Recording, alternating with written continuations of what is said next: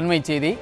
கோவை மாநகராட்சி அலுவலகம் முன்பாக அதிமுக மாமன்ற உறுப்பினர்கள் தர்ணாவில் ஈடுபட்டு வருவதால் பரபரப்பு ஏற்பட்டிருக்கிறது.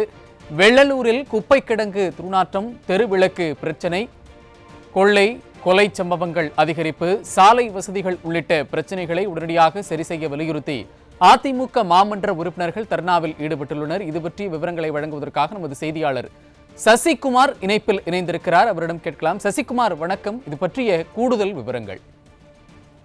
வணக்கம் சையத்.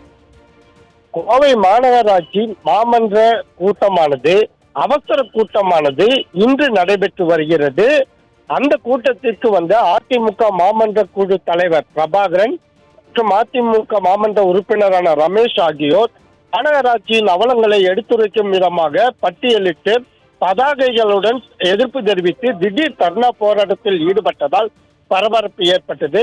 குறிப்பாக கோவை வெள்ளலூர் பகுதியில் இயங்கி வரும் குப்பை கிடங்கில் முறையாக பராமரிக்கதால் அங்கிருந்து வெளியேறக்கூடிய துர்நாற்றமானது சுற்று வட்டார பகுதிகள் மட்டுமல்ல, போத்தனூர் மற்றும் போத்தனூர் செட்டிபாளையம் உள்ளிட்ட 20 கிலோமீட்டர் சுற்றளவிற்கு மிகப்பெரிய அளவில் துர்நாற்றம் வீசி சுகாதார சீர்கேடுகள் ஏற்பட்டு வருவதால் மக்களுக்கு பல்வேறு தொற்றுகளால் பாதிக்கப்பட்டு அவதிப்பட்டு வருவதாக குற்றம் சுமத்தியும், அதுபோல் கோவை மாநகராட்சிக்குட்பட்ட 100 வார்டுகளிலும் இருக்கக்கூடிய தெருவிளக்குகள் சரியாக எரியாததால் அந்த பகுதி முழுவதும் இருட்டாக காணப்படுகிறது.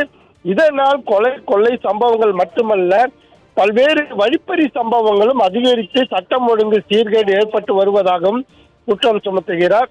அதேபோல் சமீப காலமாக கோவை மாநகராட்சி முழுவதுமே ஆங்காங்கே ஒவ்வொரு பணிகளுக்காகவும் தோண்டப்பட்ட சாலைகள் எதுவும் சரியாக மூடாமலும் சரியாக பராமரிக்காத காரணத்தினாலும் சாலை முழுவதுமே குண்டும் குழியுமாக காணப்பட்டு முதியவர்கள் அவ்வப்போது கீழே விழுந்து தங்களுடைய கை கால்கள் சேதமடைந்து மருத்துவமனையில் அனுமதிக்கப்பட்டு வருவதாகவும், இதையெல்லாம் கண்டுகொள்ளாத மாநகராட்சி பணத்தை மட்டுமே குறிக்கோளாக கொண்டு தற்பொழுது திறக்கப்பட்ட செம்மொழி பூங்காவில் மட்டுமே கவனம் செலுத்தி மக்களின் நலனில் அக்கறை இல்லாமல் தொடர்ந்து மக்களை வஞ்சித்தும் மக்களை புறக்கணித்தும் வருவதாக குற்றம் சுமத்தியும் திடீர் தர்ணா போராட்டத்தில் ஈடுபட்டதால் அங்கு மிகவும் பரபரப்பு ஏற்பட்டது.